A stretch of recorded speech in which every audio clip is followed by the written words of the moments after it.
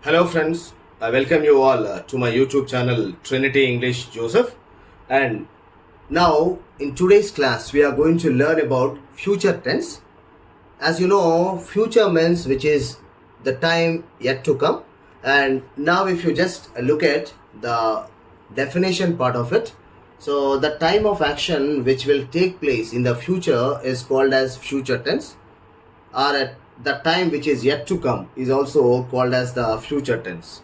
Future tense is subdivided into four kinds. They are simple future or future indefinite, future continuous or future progressive, future perfect, and the future perfect continuous or future perfect progressive. So these are the four types of future tense. So friends, looking at the first one, that is a simple future tense or a future indefinite tense. So if you just look at the graph, so you just look at the structure first, will or shall plus verb, and then am, is, are plus going to plus verb. So these are all the different forms which we use in the simple future. And then here if you just look at an action which will take place in the future, so an action which takes place in the future is said to be in the simple future tense. Friends, if you just look at assertive affirmative, so you have a subject plus will or shall plus v1 plus object. So assertive negative, subject plus will or shall plus not plus v1. So interrogative affirmative, will or shall plus subject plus v1. And the next one, interrogative negative is will or shall plus subject plus not plus v1 or won't plus subject plus v1. So this is the structure or the form of the simple future tense. So if you just look at, he will buy her a present. So this is one picture, an example for the simple future. Coming to the next one, friends. So this is the structure or the examples for the structure. Assertive affirmative. And here if you just look at all these examples, everywhere we use same structure for all the subjective personal pronouns. I, we, you, they, he, she, it will work. Suman or children will work. I, we, you, he, she, it, they will not work. Suman or children will not work. So if you just look at interrogative affirmative, will I, we, you, he, she, it, they work. So will Suman or children work? So if you just look at the next one, interrogative negative, did I, we, you, he, she, it, they not work? So will Suman or children not work? So these are the examples of simple future tense. And the next one is the usage here. If you just look at the usage, the simple present is used to describe a definite future arrangement. So if you just look at Rajesh starts school next week, we leave tonight. So here, what do you want to talk here is the first one, we use simple present to describe a definite future arrangement which is already a part of future plan.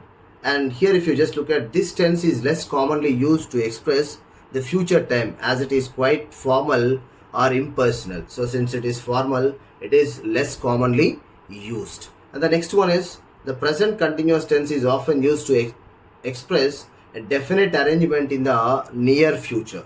So when you want to talk about the near future, we just use the present continuous tense. So friends, if you just look at here, we are leaving at 6. We are opening a new shop next week. I am seeing her tonight. So here the word seeing refers to meeting. It's not just seeing. So as I already told you, there are certain verbs which are not used in the continuous tense. So friends, if you just look at the note here, we can use come and go in this way without time expressions. She is going on a picnic. Without time expression, if you just use go, come, then this is another one more example. Is she coming for the show? Is she coming? So that is another example. And coming to the next one, friends, the future simple is used to express a future action. So we use will or shall for the first persons and will for the other persons. So friends, here if you just look at most of the times we use will or shall simultaneously like synonyms. But if you want to really know the real and original usage of will and shall, we can just look at here. If you just look at, there are two types of actions. One is obligatory action, the other one is optional action. So obligatory action is the one which is compulsorily to be done. You are obliged to do something, you are almost forced to do it. So this is called obligatory action. The other one is optional action.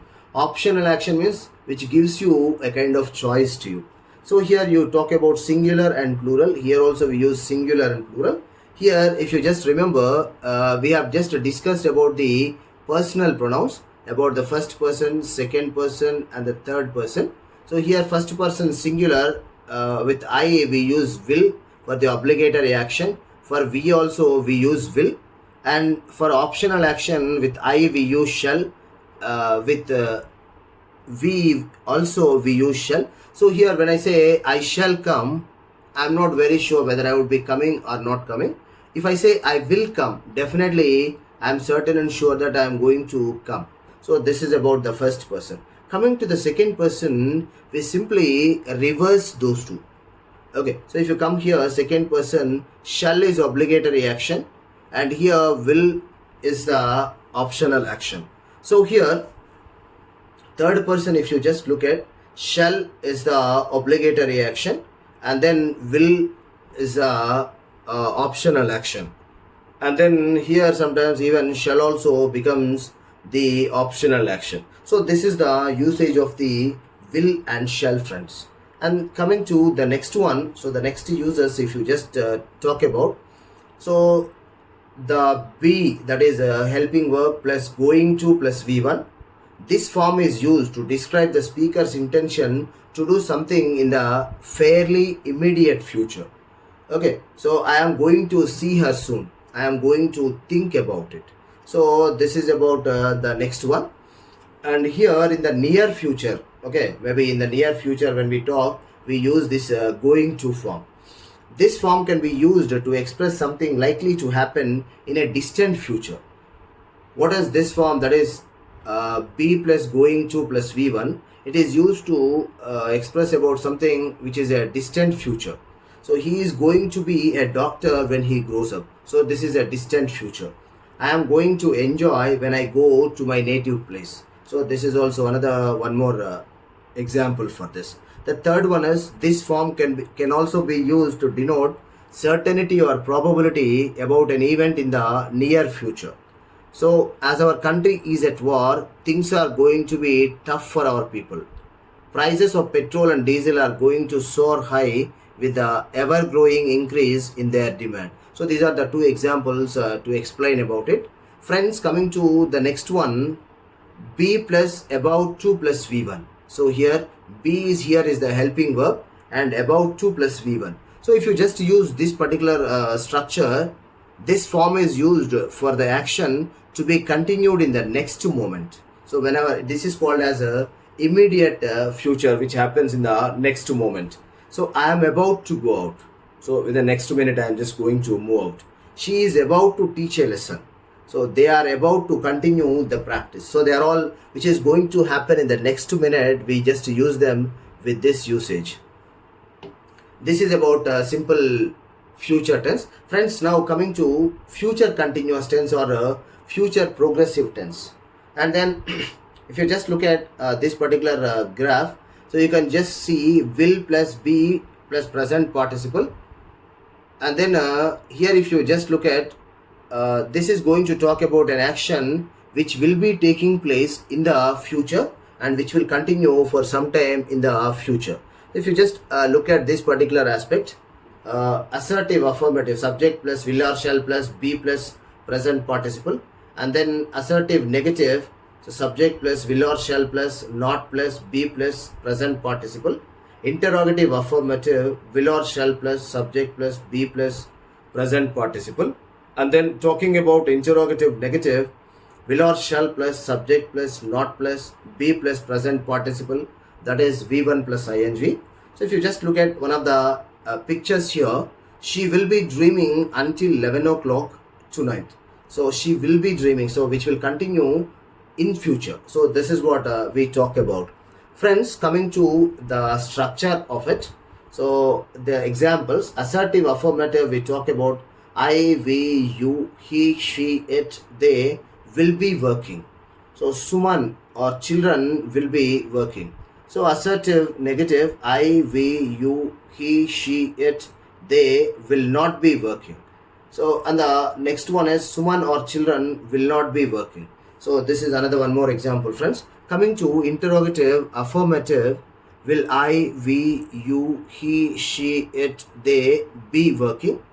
Will Suman or children be working? Next one is a interrogative negative. Will I, we, you, he, she, it, they not be working? Will Suman or children not be working? So this is an example. Next one, the usage of the future continuous tense. So the first one is it is used to express a future without intention. When you just don't intend really to do something, and then in flow if you are supposed to talk about, so we use this tense. I will be seeing Gopal tomorrow. So I'll be seeing tomorrow means I'll be meeting him. This tense is used to express a future action that starts before a particular time and probably continues after it. So we will be playing tennis at 9 o'clock tomorrow. He will be having his lunch at this time. So this is about the second usage. Coming to the third usage, friends, to describe an action which is expected to occur in the normal course of time. So I will be seeing the president tonight. He will be going to Delhi next week. So these are the two examples. Coming to the next usage, in the negative, this tense indicates that a particular action will not occur in the normal course. So she will not be playing as she is having fever. So it is not going to take place as a normal time. So actually it was scheduled for her that she was supposed to play, but she is not going to play as she had some other problem.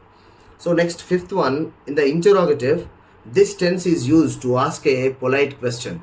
So if you just look at, will you be doing it in our absence? So will you be doing it in our absence? That is a polite question. So coming to the next one, friends, future perfect tense. So here in the future perfect tense, if you just look at this particular graph, so it talks about an action which is going to complete by certain time in the future. So in the simple future, we said that an action takes place by certain time in the future.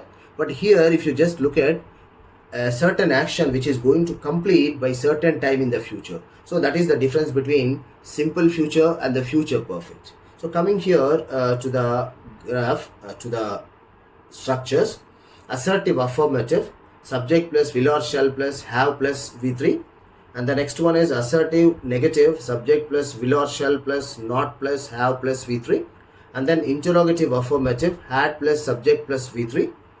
And then here interrogative negative, will or shall plus subject plus not plus V3. And the next one here, if you just look at the future perfect tense, by the time you read this, I will have slept. Okay, by the time you read this, I will have slept. I am not going to have finished this book by 11 o'clock.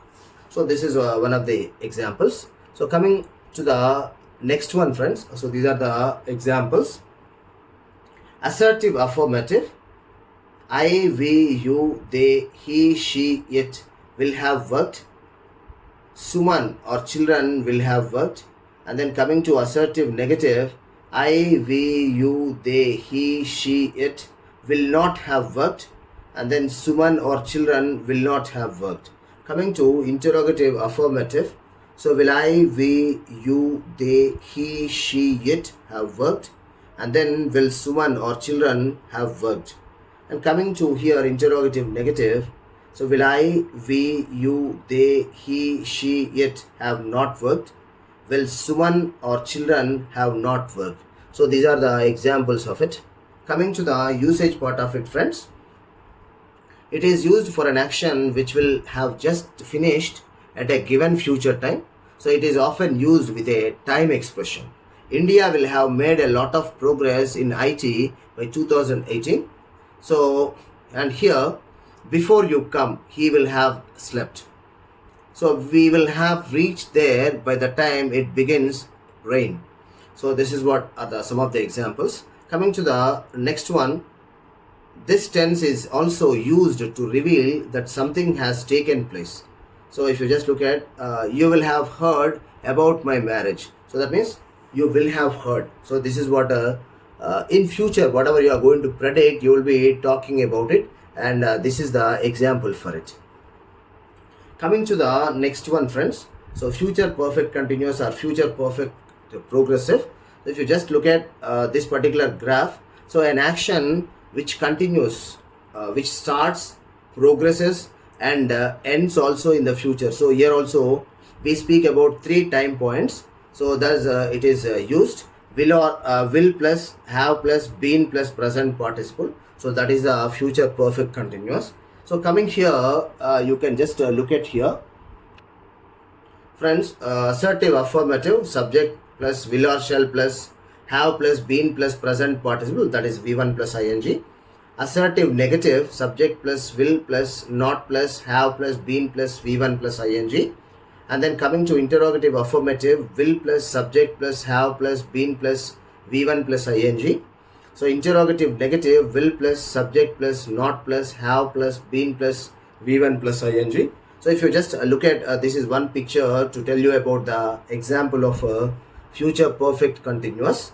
By the end of November, Jack will have been studying at the university for 4 years. So this is the example. So coming to the different examples. Assertive affirmative, I, we, you, they, he, she, it will have been working for an hour. Suman or children will have been working for 3 hours. So coming to assertive negative, friends. So I, we, you, they, he, she, it will not have been working for an hour. Suman or children will not have been working for 3 hours. Coming to interrogative affirmative, friends. So will I, we, you, they, he, she, it have been working since Monday? So will Suman or children have been working since 5 o'clock in the morning? So coming to interrogative negative, friends. Will I, we, you, they, he, she, it not have been working for 3 hours? So next one, will Suman or children have not been working since 5 o'clock in the morning? Coming to the usage part of it, friends. So we use only in one place. So this tense is used to express a continuous future action at a given future time. So it is also used with a time expression, that is a since or for. If you just look at the examples, we will have been studying English for a decade by 2014. So he will have been living here for over 6 months by the end of this year. So these are the 2 examples for this. And next one, the use of tense in a time clause. In the time clause, how are we going to use it? A time clause is introduced by the following conjunctions basically. So after, before, when, while, whenever, till, until, before, since, as soon as, and so on, or etc. So note, it is to be remembered that the future tense is not used in time clauses. So please remember, friends, future tense is not used in the time clauses. So if you just look at, we will go when you come back. So wrong to say we will go when you will come back. So we should not say we will when you will come back. So we shall start studying seriously after the guests have left, and it is wrong to say we shall start studying seriously after the guests will have left. So this is about the use of tense in the time clause. Thank you all of you friends for watching my YouTube channel. Like, share and subscribe, and then support our channel, friends. I have taken a lot of pain and then I have made a lot of effort. Friends, if at all, if any mistakes you just find, please bring to my notice. Even if any mistakes are there, please do forgive. Okay, and then try to correct us so that we can take many kind of corrections and make it better. So thank you all for being with me, and then see you in the next video. Until then, take care, friends. Bye.